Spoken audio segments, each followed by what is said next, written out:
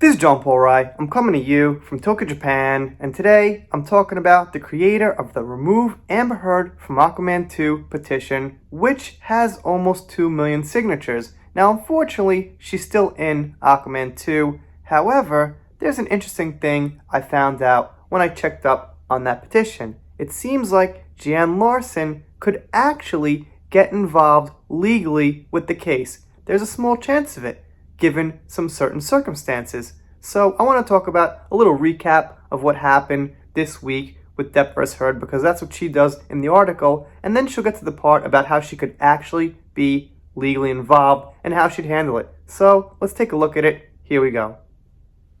Here we see it, and I like to check up on her once in a while on this petition, even though Amber's going to be in the movie, because she writes these articles. And a lot of times, she's got insight you don't actually find in other places, so they come out pretty good. Alright, she says, Amber Heard has tried at least 3 times to have Johnny Depp's defamation suit against her dismissed.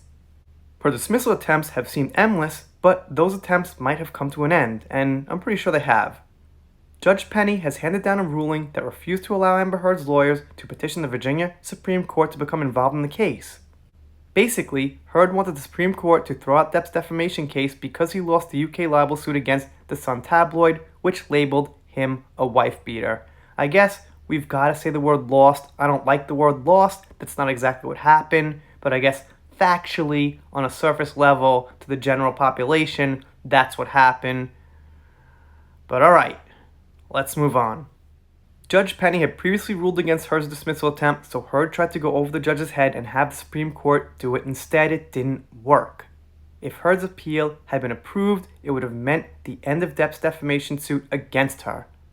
Filed in March 2019, Depp's defamation suit contends that Heard defamed him while she wrote an op-ed describing herself as a domestic abuse survivor. The op-ed didn't name Depp, but followed months of Heard's allegations that he had abused her.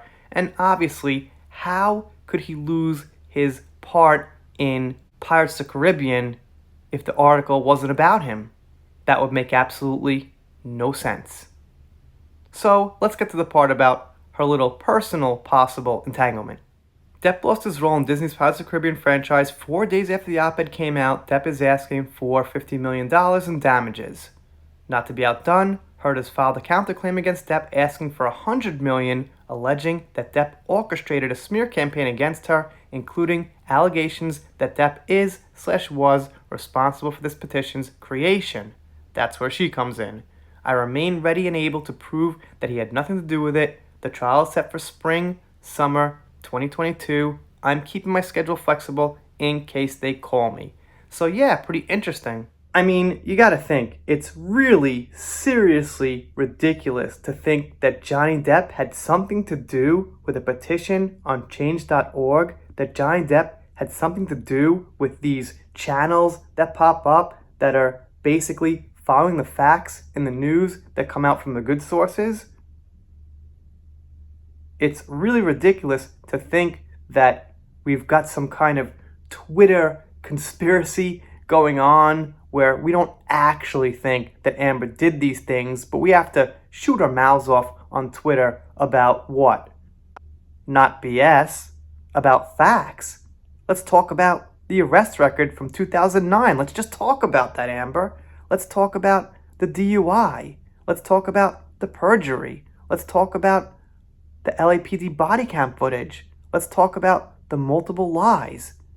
We could go on, and we're not talking about trolling and name-calling, although that happens. That's natural, because everybody gets called names. It doesn't actually mean anything at all. There's a meme about literally everybody who's ever been famous in the world, basically, especially people who have become famous over the last 30 years or something when there was media and the internet and social media. That's just how it goes. That's got absolutely nothing to do with Depp. But I gotta say this, imagine I was Jan Larson. It would be a pretty interesting opportunity if she could personally go to that court case. Now maybe it would be a virtual online thing like Io Tillett did or something like that. But if she got to go, I think it'd be a pretty interesting experience.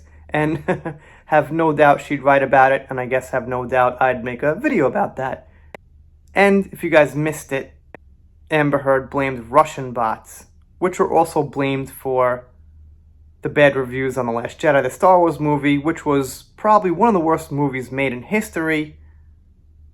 And the point is, they blame the fans and Russian bots. In the same way, Amber Heard blamed the Russian bots. So those Russians really, getting into pop culture, celebrity news, and stuff like that. And ironically, those bots really don't like the same things Amber Heard and Lucasfilms likes.